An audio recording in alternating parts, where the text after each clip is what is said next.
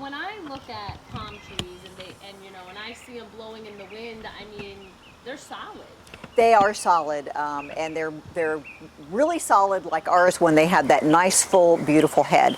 That head helps deflect wind up and over the palm. Unlike those that have the hurricane cut, it makes them very susceptible to breakage at that point where they're very cut to a little kind of bunch of leaves at the top.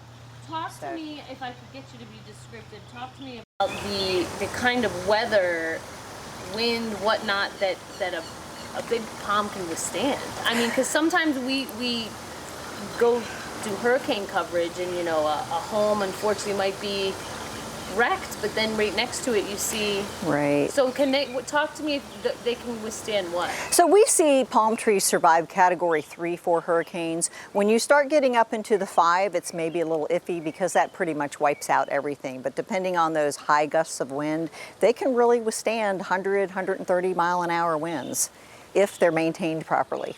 Wow. I mean, that's impressive. Not Yes. every tree can do that. Absolutely, that's true. So does that kind of set them apart in the tree world, so to speak? Well, in Florida, we have trees that are known to be wind-resistant trees and trees that are known to be wind-susceptible trees. And so, of course, we recommend planting those that are wind-resistant trees. So palms are not the only ones. Okay. You see live oaks, you see big live oaks.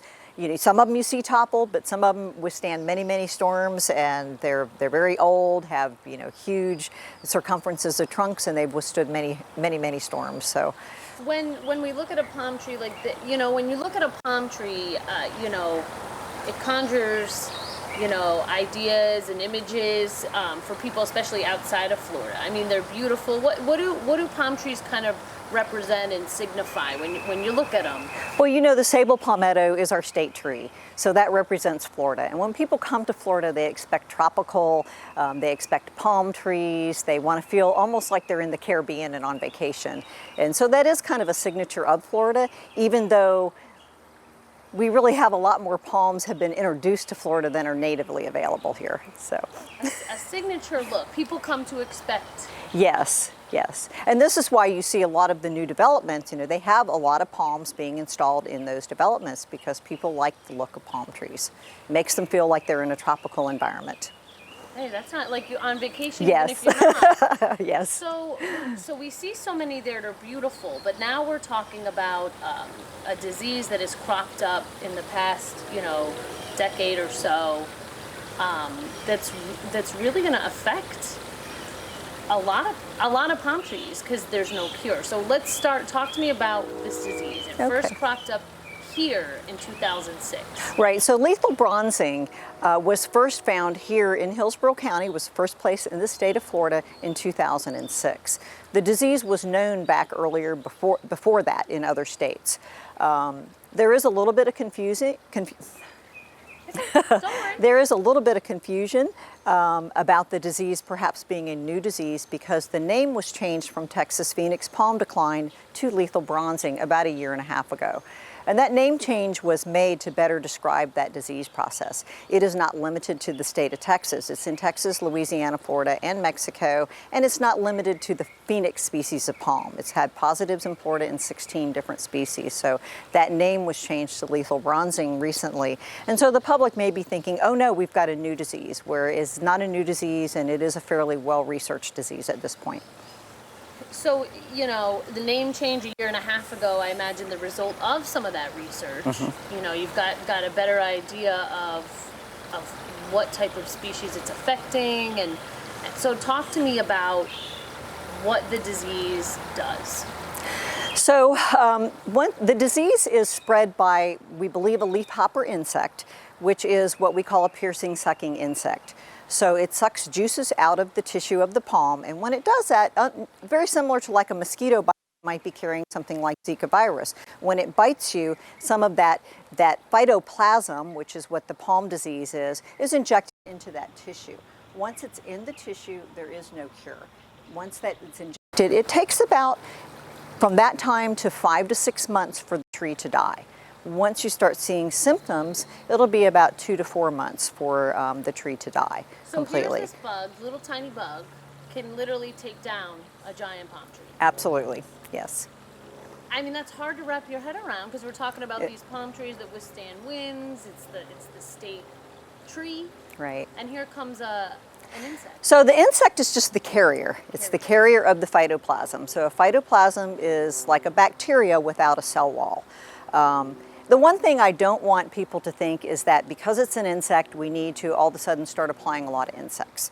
Because we have a lot of our native bees, honeybees and such, that are attracted to the flower stalks of our palm trees. So if we start injecting them or putting a lot of insecticides in them, we will start destroying the 99% of our beneficial insects in that effort to try to get one insect. And once that insect has started sucking the juices from the palm tree, the phytoplasm's been injected into the palm. So you might kill that one insect, but you still have not saved your tree. So we don't want people to go overboard and think, oh, I need to start using insecticides all over the place to control an insect. Okay, so insecticide is not the answer. Right. There's no cure right now. I mean, is that something that's being studied? Yes, it is. So there's a lot of research being done on what we can do as preventative measures, as well as are there more resistant species of palms? How can we develop species that might be a little bit more resistant? But we still have a long way to go. So, talk to me about preventative measures and the shots. Describe for me what would be in that injection and how is it preventative? Okay. So, like I said, once the palm has been exposed to the phytoplasm, there is no cure. There is a little bit of thought that if you start seeing a few of the symptoms, that if you start those injections, and it's oxytetracycline, it is an antibiotic, that it might prolong the life of that tree, but it doesn't cure the tree. So it really needs to be used on a preventative basis. So if your tree is asymptomatic, meaning it doesn't have any symptoms of the disease, it looks very healthy, that's when we really want to be doing those preventive injections. We were talking in the car, it's almost like a vaccine for trees. Yes, it is. Yes. And it is recommended that that be done 3 to 4 times a year. So it's an antibiotic shot injection. Yes. Recommended 3 to 4 times a year. And that I know the one problem we run into is the price. I'm sorry? The cost. The cost, For the okay. average person, that has a couple beautiful trees in the front yard, I mean, talk to me about the cost. Okay, so cost is a consideration. From my discussions with the professionals that do the injections, the cost can range anywhere from $20 to $50 per tree. And that sounds like a huge range, but it really depends on a lot of different factors. So one, if you have one specimen tree in your yard and that professional is coming out, making a trip and such just to inject that one tree, you might be at the high end of that cost range. If you're an HOA and you have multiple trees, you can probably negotiate that price down a little bit. Also, if you're using a professional that's on site doing other services, they're there anyway that day doing things, you may be able to negotiate that price down to that lower end. So it really depends on that. And there are different techniques too. So there are different companies that make different techniques, and that may play into the cost a little bit also. So maybe shop around. Shop around, make sure that you hire a professional that is experienced and has been trained properly. We do provide training here at the Extension office for our commercial and professional companies, so if they're interested, they can always contact the Extension service. And how long, so when we talk about the shots given to a tree already showing symptoms, how long could it potentially prolong the life? Rather than 5 to 6 months, can they stretch it out to a year? I mean...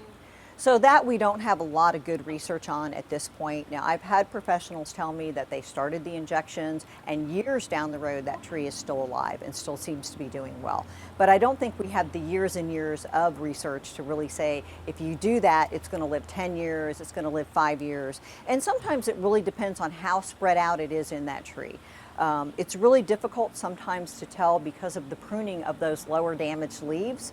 So if the palm pruners have been coming in and removing those lower leaves that are showing some symptoms, not knowing that that's what it is, it's just, oh, it's brown, get it off my tree. We may not know how long that tree actually has been symptomatic before those injections are started. So if you're someone that has these trees in your yard, you invested money in this landscaping, you love the look, I mean, preventative measures might be the way to go. If you have a susceptible species, and as I said, we have 16 species, you may want to consider testing, having it tested for the disease, and or doing those injections. Of the 16 species, which ones are kind of, I guess, the most common that people would see maybe in the medians of roadways or that they use in their homes? Okay, so we're looking at two species, so the phoenix species and the sable palmetto. With the phoenix species, we actually have three species. So we have canariensis, sylvester, and now I'm having a brain fade. Okay. Oh, do you need to see the sheet? Gosh darn, I just said it earlier. We can ask after. Let me look real quick. I'm gonna grab Now I'm that going to for come you. back and be standing in a different place. Dactylifera. No That's wonder. a mouthful. I don't even remember the first one. Dactylifera. Okay. Okay. Okay, take it from me. Okay. So the most common, that we see the most out of the 16 species. Right. So most commonly people associate the sable palmetto, which is our state tree, and the phoenix species. Within the phoenix species, we have Phoenix canariensis, Phoenix dactylifera. I will just Okay. use this as background, so don't worry. Within the phoenix species, we have Phoenix canariensis. Within the phoenix species, we have, let me start this over. I know I can do this. Dactylifera. It is a tongue Okay. twister. Within the phoenix species, we have Phoenix canariensis, Phoenix sylvester, and Phoenix You just say, dactylifera. Okay, maybe I should say that one first. Well, So okay. within the phoenix species, we have Phoenix dactylifera, Phoenix canariensis, and Phoenix sylvester. And so those three are the nice, stately, beautiful palms that you see at entrance areas and along Bayfront Parkway, those sorts of places. And they are the most expensive palms too. Okay. So people might want to do the injections if they're spending that kind of money. Yeah, so it's one of those considerations that, and I don't necessarily say that if you have a lot of palms or if you have expensive palms, that's necessarily the reason to do the injections. It's how you personally value those on your property. So you may have one sable palm, but it is your one palm on your property and you value it, so it may be worth it to you to have it injected. Also a consideration when you're going to buy one. Keep in mind, maybe go a different route if you're not thinking that it's worth the investment with the shots. Well, in making that decision to purchase a palm, especially one of the susceptible species, and having that installed, I would make sure that you're using a reputable I would recommend that you're using a reputable what's water? I'm going to slow down here. Okay, I would recommend that you use a reputable. It's okay. Okay. I would recommend that you use a reputable professional. Make sure that they know the source of where they're getting those palms from. And if you're someone who's installing a number of palms, like an HOA or some sort of a new business building or such, you may want to actually go visit the site where those palms are being pulled from and make sure that they're disease-free on the site. Does this have the potential to be devastating to the palm tree population in Florida, Okay.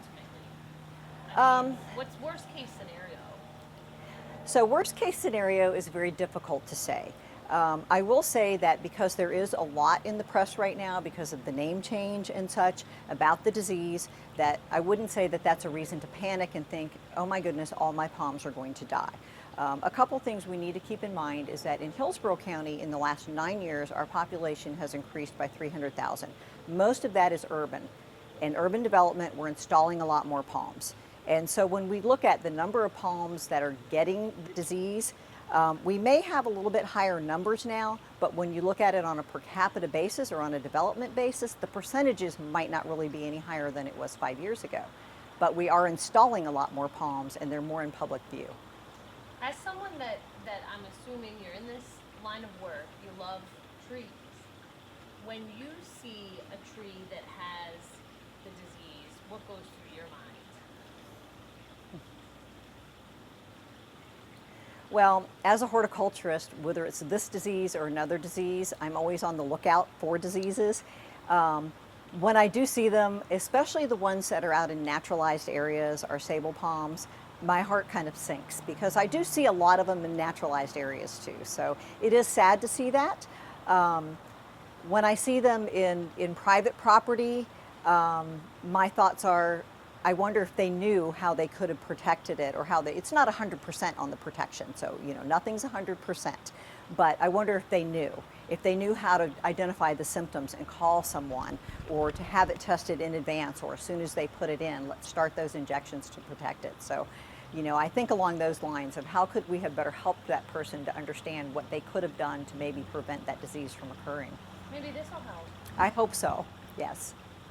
So I don't know if do you want to talk about what the symptoms are? I'm about What to ask you okay, that, and okay. then we'll be all done. Okay, So, and you'll mix it up to put in yes, whatever? Yes, don't worry. So what are the symptoms, and I'll also have you kind of point it out to us with the other tree when we're done in here, Okay. but just descriptively, what are we looking at? Okay. So when you're looking for the symptoms on a tree, you're going to notice the lower fronds going from a healthy green color to a total leaf frond. The total leaf is going to go into a bronze to brown color very suddenly. So it's not a gradual process. So we don't want people to mistake this process with something like a nutritional deficiency, where we may get yellowing of the frond and then it gradually gets tip necrosis going back towards the stalk a little bit at a time. So problems related to nutritional deficiencies can take years.